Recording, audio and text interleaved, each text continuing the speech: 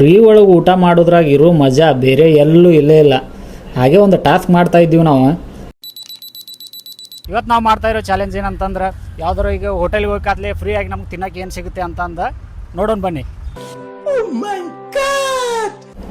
ಹೋಟೆಲ್ದವ್ರು ಏನು ಕೇಳಿದ ತಕ್ಷಣ ಫ್ರೀ ಕೊಟ್ಟೇ ಬಿಡ್ತಾರೆ ಅನ್ನೋ ಕಾನ್ಫಿಡೆನ್ಸ್ ಮೇಲೆ ನಾವು ಒಳಗೆ ಹೋಗಿದ್ದ. ಆದರೆ ಅವ್ರ ಜೊತೆ ಮಾತಾಡುವಾಗ ನಮ್ಮ ಹಾಂ ನಮಸ್ಕಾರ, ನಾವೊಂದು ವಿಡಿಯೋ ಮಾಡತ್ತೀವಿ. ಕೆಲವೊಂದು ದಿವ್ಸ ಹೋಟೆಲಿಗೆ ಹೋಗ್ಕಾದ್ಲೆ ಫ್ರೀ ಆಗಿ ತಿನ್ನಕ್ಕೆ ಏನಾರು ಸಿಗುತ್ತಾ? ನನಗೆ ಎಷ್ಟು ಚೀಪ್ ಅನಿಸ್ಬಿಡ್ತು ಅಂದ್ರೆ ಥೋ ನಿಮ್ಮ ಈ ತರದೆಲ್ಲ ಇದಾರೆ ಜನ. ದೊಡ್ಡ ಐಟಮ್ ಅಂತ ಏನಿಲ್ಲ, ಫ್ರೀ ಆಗಿ ನಿಮ್ಮ ಹೋಟೆಲಲ್ಲಿ ತಿನ್ನಕ್ಕೆ ಏನಾರು ಸಿಗುತ್ತಾ? ಫ್ರೀ ಆಗಿ ಹಾಂ, ಏನಾರು ತಿನ್ನಕಂತ ನಂಗೆ ಫ್ರೀ ಆಗಿ ಅಂದ್ರೆ ಅರ್ಥ ಆಗಿಲ್ಲ ಯಾವ ತರ ಅಂದಿಕ ಅಂದ್ರೆ ಕೇಳೋದು ಊಟಕ್ಕೆ ಕೊಡ್ತೀರಾ?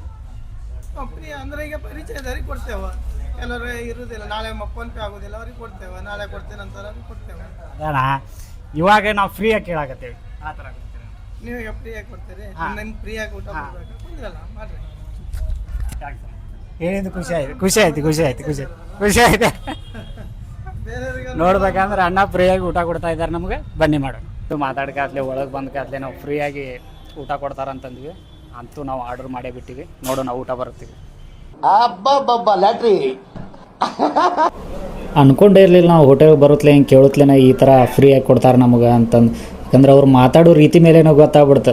ಸ್ವಲ್ಪ ಫ್ರೀ ಆಗಿ ಕೊಡ್ತೇವೆ ಆಯ್ತು, ನಾವು ಊಟ ಇಲ್ವಾ ಊಟ ಮಾಡೋಗಿ ಅಂತಂದು ಕಳಿಸಿದ್ರು. ಅದೇ ಇರೋದಲ್ಲ ಮನುಷ್ಯಂದು ದೊಡ್ಡ ಮನಸ್ಸು ಅಂದರೆ. ಅದರಲ್ಲಿ ನಾವು ನಮ್ಮ ಕ್ಯಾಮ್ರಾಮ್ಯಾನು ಮತ್ತು ನಾವು ಹೋಗಿ ಮಸ್ತಾಗಿ ಊಟ ಮಾಡಿದ್ವಿ. ಮತ್ತೇನು ಊಟ ಆಯಿತು ಬಿಡ್ರಿ ಇನ್ನು ಚಕಡಿ ಅಂತಂದು ಒಂದು ಬಾಯ್ ಹೇಳಿದ್ವಿ.